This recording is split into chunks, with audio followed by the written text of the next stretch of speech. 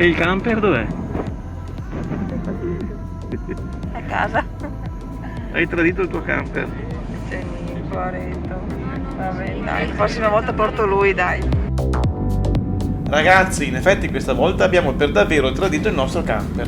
Abbiamo deciso di andare a trovare nostro figlio a Madrid, dove si è trasferito dallo scorso settembre per frequentare un master post-universitario. All'inizio avevamo programmato di fare un lungo viaggio in camper attraverso Francia, Spagna e Portogallo, ma ora, tra la pandemia ed altri impegni, siamo riusciti a ricavarci solamente 5 giorni e sarebbe stato assurdo fare in camper 3600 km in così poco tempo. Perciò aereo più albergo è stata una scelta obbligata. Così, questo è un video molto particolare, diverso dai miei soliti, anche perché ho voluto viaggiare leggero e per le riprese ho portato solamente la GoPro. Nonostante tutto, il nostro racconto è fatto con gli occhi del camperista e quindi questa resta una garanzia. Siamo a 10.000 metri, 10.106 metri e andiamo a 936 km all'ora.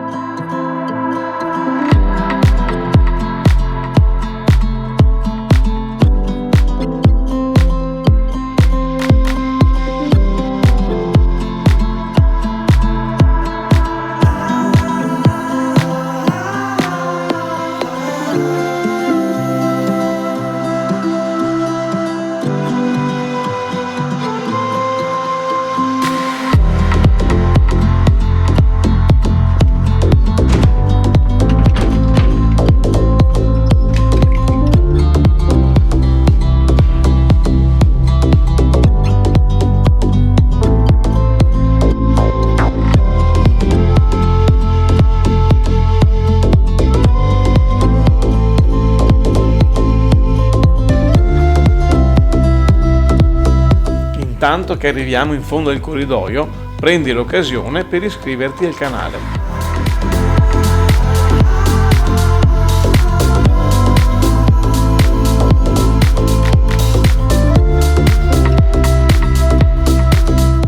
È stato impegnativo, però a dire la verità che il viaggio è andato bene. Sì. Bravi quelli di Iberia, sono comportati bene.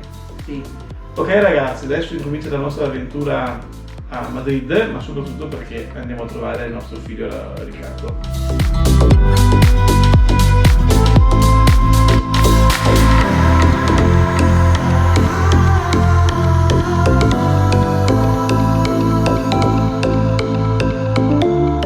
La cattedrale dell'Almudena è il principale luogo di culto cattolico di Madrid. Il tempio, consacrato da Giovanni Paolo II nel 1993, si trova nella centrale piazza dell'Armeria, di fronte al Palazzo Reale, ed è dedicato alla patrona della città, la Virgen dell'Almudena. Che festa è?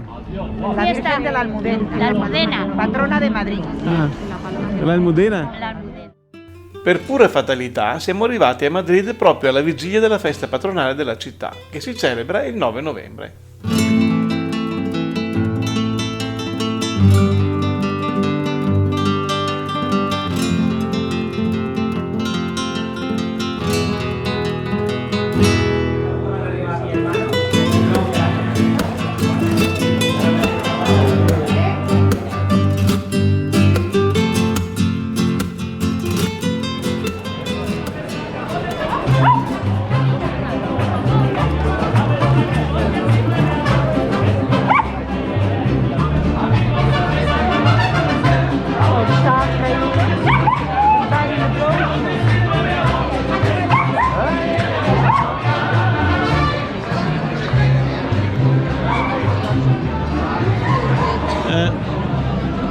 Ragazzi, il lunedì sera a Madrid è una cosa fantastica, veramente da venire.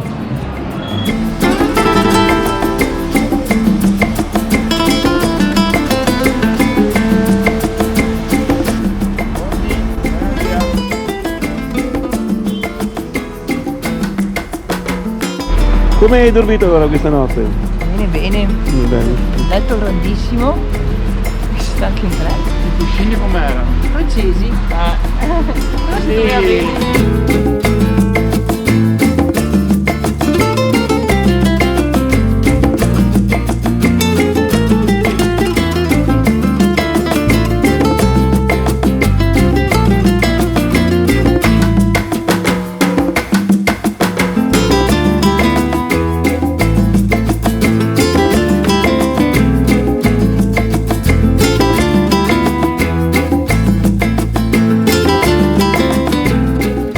Parco del Retiro, in pieno centro di Madrid, si estende per 125 ettari e con i suoi oltre 15.000 alberi costituisce un prezioso polmone verde per la città. Ha inoltre un notevole interesse botanico per la varietà delle piante che ospita. Ma il Retiro offre anche cultura, svago e attività sportive ai madrileni e ai visitatori. Spiccano in particolare il Grande Lago, che propone varie attività, il Palazzo de Velázquez e il Palazzo de Cristal, entrambi attualmente utilizzati come sale espositive. Qui siamo all'interno del Parco del Retiro e siamo arrivati nella zona della Casa di Cristallo, dove tengono delle esposizioni di arte e così via. Molto molto bello, si respira un'aria stupenda. Siamo il 9 di novembre. Il clima è stupendo, però veramente si sta benissimo. And the reasons to make it all worthwhile. My best kept secret is I never loved you quite enough.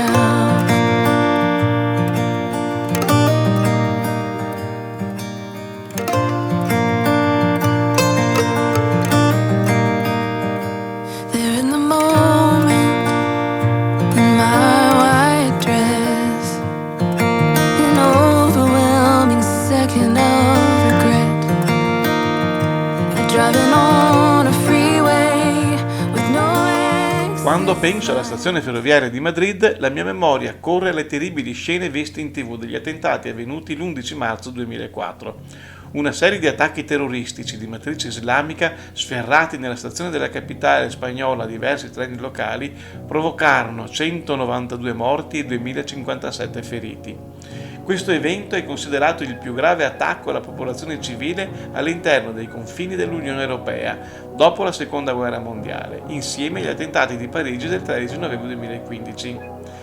La stazione ferroviaria di Madrid venne inaugurata nel 1851 e rimase in esercizio fino alla sua soppressione avvenuta nel 1992, quando venne inglobata nella nuova stazione di Madrid Puerta de Atocha. L'antico piazzale che ospitava i primi binari è stato convertito tra il 1984 e il 1992 in un magnifico giardino botanico coperto. Per la verità, noi tre siamo già stati a Madrid nel 2009 e in quell'occasione abbiamo visitato i due più importanti musei di Madrid. Parlo del Prado e del Reina Sofia. Al Museo del Prado sono esposte opere di grandi artisti come Francisco Goya, Rubens e Hieronymus Bosch. Imperdibili le sale che ospitano i capolavori degli italiani, Raffaello Sanzio, Tiziano, Beato Angelico, Andrea Mantegna e Caravaggio. L'altro, il Reina Sofia, è un museo d'arte moderna. La grande attrazione qui è la Guernica di Pablo Picasso, ma sono presenti moltissime altre famosissime e travolgenti opere dei più grandi maestri dell'inizio del Novecento ad oggi. Noi, non volendo ripetere la visita ai musei, abbiamo preso un'auto con conducente dalla piattaforma Bolt, una specie di Uber molto diffusa in alcune città della Spagna e decisamente economica, e ci siamo fatti portare al Tempio Egizio, che si trova nella parte opposta della città. Il tempio egizio di Debod, del II secolo a.C., è attualmente situato nel parco del Quartel della Montagna a Madrid. Il tempio di Debod fu un regalo dell'Egitto, come ricompensa in risposta all'appello per salvare i templi della Nubia, principalmente quello di Abu Simbel, che erano in pericolo per la costruzione della diga di Assuan. L'Egitto donò a 4 diverse nazioni che avevano collaborato altrettanti templi tra quelli salvati, provenienti da diversi insediamenti. Dendur agli Stati Uniti d'America, Elissia all'Italia, ospitato nel Museo di Torino, Taffa ai Paesi Bassi e quello di Debod alla Spagna. In centro a Madrid abbiamo visto pochissimi posti dove poter sostare con un camper di grandi dimensioni. Oltre a qui al Tempio Egizio abbiamo visto qualcosa nelle vicinanze del Museo del Prado.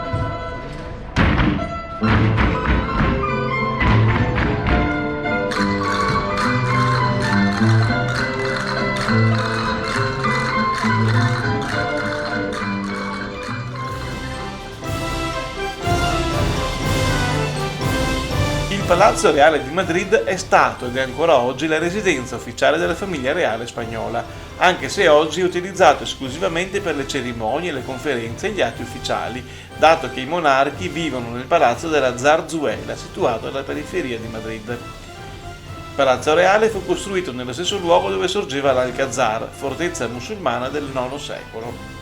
L'edificio, costituito da 3.418 stanze che coprono una superficie di 135.000 m², è la più grande residenza reale d'Europa. Il percorso visitabile consente di ammirare tantissime opere d'arte ed oggetti di grandissimo interesse. Purtroppo all'interno è assolutamente vietato fare riprese video e foto, per cui dovete venirvelo a vedere.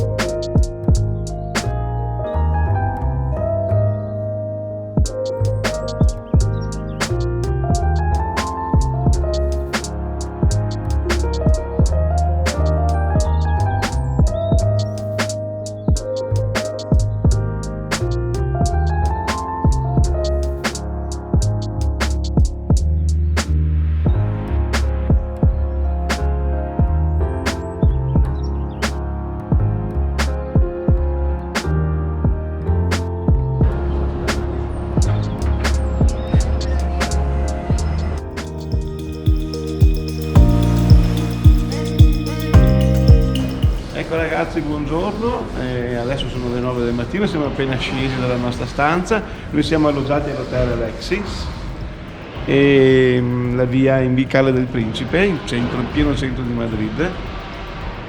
Ieri è stata una giornata assolutamente memorabile perché abbiamo camminato dalle 9 del mattino alle 9 di sera, anzi erano anche le 10 ormai. E abbiamo visitato un sacco di cose veramente molto interessanti.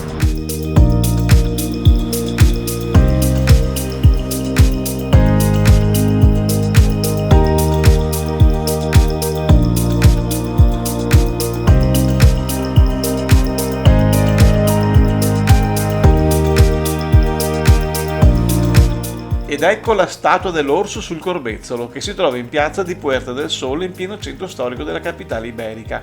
La statua, inaugurata nel 1967, rappresenta il simbolo della città.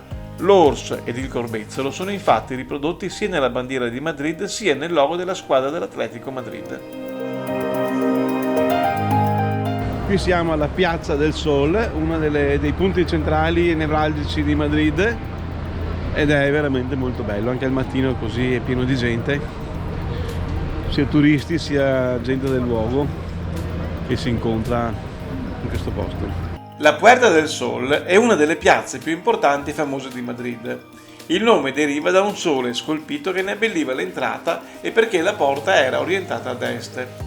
Puerta del Sol è tra i luoghi più antichi di Madrid, nacque già nel XV secolo contestualmente alla fondazione della nuova capitale di Spagna, che subentrò a Toledo.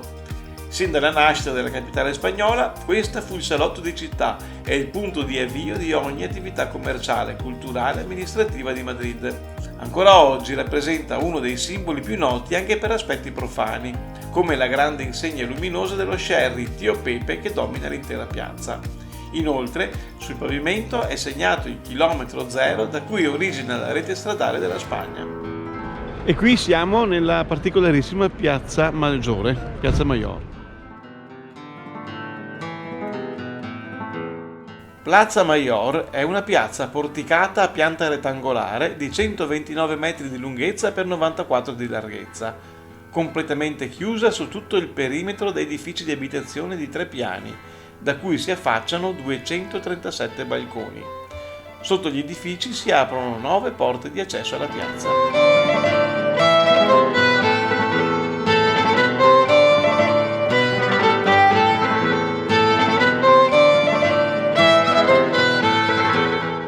Dopo la suggestiva passeggiata nelle principali piazze del centro, siamo partiti con la macchina di nostro figlio per una gita a San Lorenzo del Escorial, a 53 km di autostrada, per visitare l'immenso monastero dell'Escorial, patrimonio dell'umanità dell'UNESCO.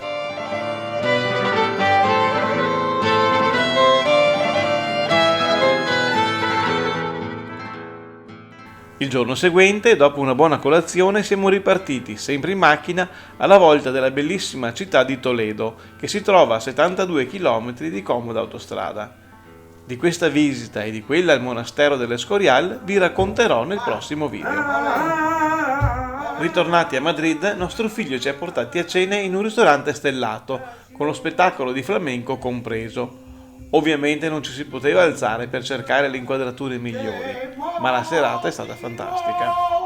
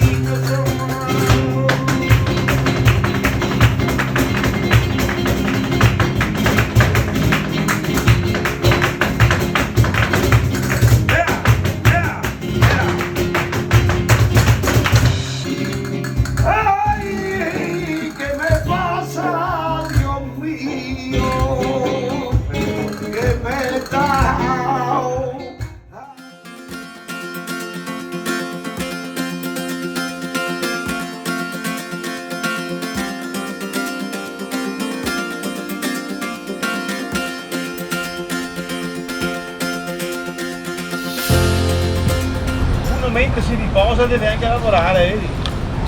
È collegato con la centrale elettrica di Madrid questo,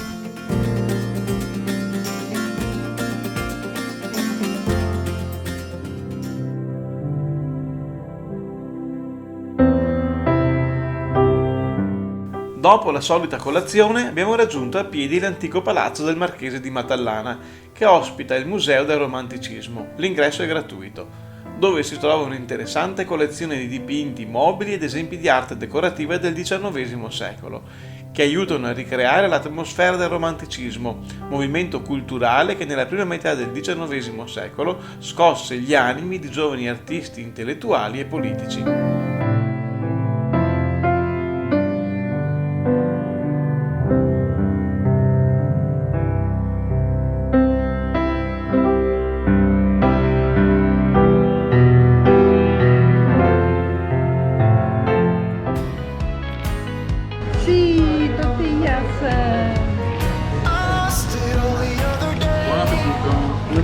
Tortillas anche per me. Questo è arroz con leche, sarebbe riso con latte.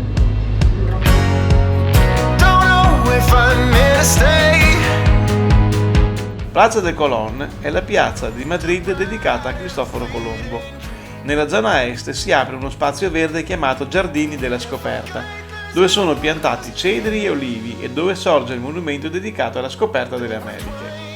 Il monumento, realizzato nel 1977, si compone di 3 grandi sculture di cemento con rilievi e iscrizioni denominati rispettivamente la profezia, la genesi e la scoperta.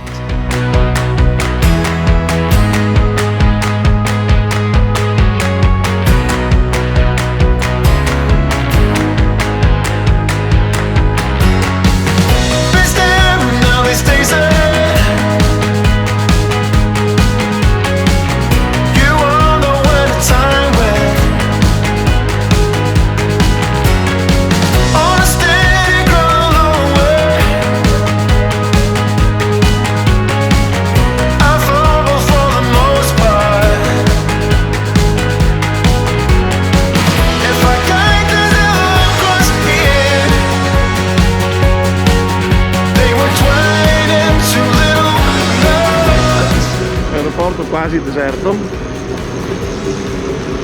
e siamo su una pista acceleratrice. Tra poco decolliamo direttamente con il nostro trasportatore. Eccoci al termine del nostro viaggio di 5 giorni a Madrid senza camper. Abbiamo visto e fatto tantissime cose interessanti. Abbiamo mangiato colazione, pranzo e cena sempre al ristorante e il nostro stomaco non ringrazia, come neppure il portafoglio. Non abbiamo ben capito dove potremo sostare con il nostro camper la prossima volta che verremo ad avere i camperisti. Se qualcuno c'è già stato, mi scriva qui nei commenti in quale sistemazione e come si è trovato. Grazie!